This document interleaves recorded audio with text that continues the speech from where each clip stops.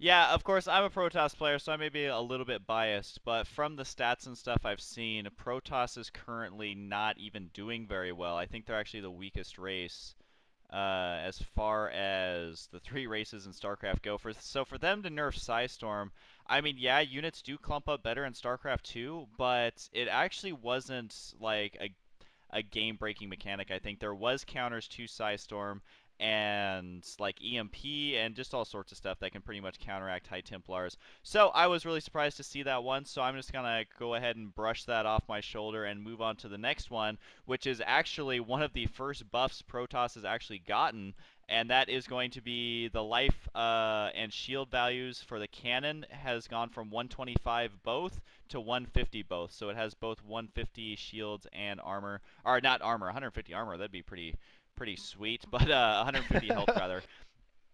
And I definitely think they need to do that. Cannons were so fragile in StarCraft 2. Again, I'm a Protoss player, but seriously, if you had like 5 cannons, 5 Hydralisks would just kill it easily. So they really weren't serving their role, which was to be some sort of defense. And so that just wasn't happening, I think. So I agree with this change. I do not know about you, though, HD. Static defense buff all around, I think is a good idea for what Blizzard is trying to accomplish, and that is, of course, I don't know, buffing static defenses because you gotta admit they kind of suck. That is absolutely true. Stack defenses are, I think, one of the reasons why StarCraft 2 games are so short, because you can't really build up your defense very well. And so they buffed pretty well. We'll get to the Zerg defense here soon. And so I'm just going to go ahead and move on to that. Broodlord, damage has been decreased from 25 to 20. You're a Zerg player, so I'm going to let you man the harpoon, so to speak, on that one. Well, thank you very much for the harpoon, Husky, but I think that this was probably a necessary change because broodlords are, let's face it, they're a bit overpowered. Once you get those out, they are just the king of air to ground, and I don't know if this is the exact change they needed because the real overpowering thing about the broodlord was not the damage, but rather really how they mess up the enemy AI on the ground. For example, Marines forcing them to shoot the broodlings, and number two, not allowing the Marines to get in range of the Brood Lords. So I don't know if it's the right change, but at least it's a nerf to one of the best air-to-ground siege units right now. Okay, I will just say I think what they need to nerf is either their broodling mechanic or the amount of HP they have, because they have 225 HP, which I believe is way more than the Guardian, plus everything about the Broodlord is better than the Guardian ever was. And honestly, Guardians were still used in high-level play in StarCraft 1, so I'm kind of surprised to see them buffed so much compared to the Guardian. I mean, of course, it is a different game. We always have to keep that in mind, but I think the role that the Broodlord, there we go, plays is still fairly strong, and so are still fairly comparable to what the Guardian played. So I'm just surprised to see them so strong, and so I agree with some sort of nerf, but again, I don't know if it was the exact right one.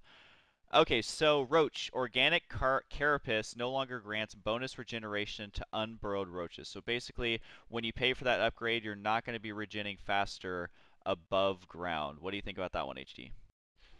All right, first I have to mention that, of course, the Roach does have three upgrades from the Roach Warren. One upgrade is the ability to move while burrowed. The second Roach upgrade is a speed bonus. And the third one, which I have never ever used, is the upgrade to basically increase regeneration both above and below ground. So, like you said, the nerf was that now it only increases regeneration below ground. I don't know what what they're doing with this upgrade because no one ever used it in the first place. I don't think, at least I never used it, and now it's just been further nerfed, so it only regenerates faster below ground. I don't know. I don't think it's that.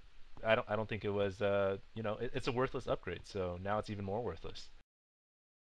Yeah, I think what they're trying to do is make roaches a lot more micro-intensive, where you actually have to burrow them to do it. But like you said, people weren't really using that upgrade nearly as much as they could be, or even, I don't even know if they should, because it's not that great of an upgrade, especially once you calculate in the cost and the research time and all that. So, yeah, I can definitely agree with that. Kind of a weird nerf that I don't think anyone's really going to complain about too hard. And I'm trying to figure out my best course of action here, so we're just going to move my rook there. That's always a good move. And Spinecrawler, damage has been increased from 20 plus 10 armored to 25 plus 5 armored. And when I say it like that, guys, it means if they're going against a armored unit, the second number is how much additional damage they do to that type. And I'll just take that one first. I think that it's good that they're getting rid of the hard counters, like we were saying before, so it does more damage overall, but less damage to the units they're strong against. I think we're going to be seeing a lot of stuff like that. Those numbers really getting lower and lower as more and more patches come out. And eventually, I honestly think they'll get rid of it and use a new system. That's just my guess, but maybe they can make this system work. I don't want to totally bash it because it's worked out a lot better than I had originally thought it would. So. I just think that the change really is just going to make them do more damage to more units, and they'll still actually do the same damage to armored units. So I think that's good. Again, static defense buff. There's as long as people aren't always beating you with spine crawlers, I think that whoa, my thing is freaking out here. Hopefully that doesn't kill my queen because I didn't mean to put it there. So I think any static defense buff is good just because it'll drag the games out a little bit longer. I completely agree with that.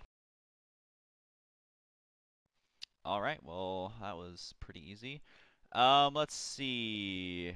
I want to kill that pawn, and I hope it doesn't kill me. Hey! All right, so... Oh, you're in check, boy! All right, so... Oh, and also attack period decreased from 2.2 to 1.6. So they actually attack faster and do more damage to more units. So... again, I think that's good. I think that stack defenses should always be strong because not only are you sacrificing a drone, but of course the build time plus uh, the cost and all that. I think it's whatever. I think that's fine. Okay, so Spore Crawler. The cost has been decreased from 100 to 75. What do you say about that, Sir HD, as that is the last patch note? Sounds like they just made the Spore Crawler a missile turret at a missile turret cost, although of course it is sacrificing a drone.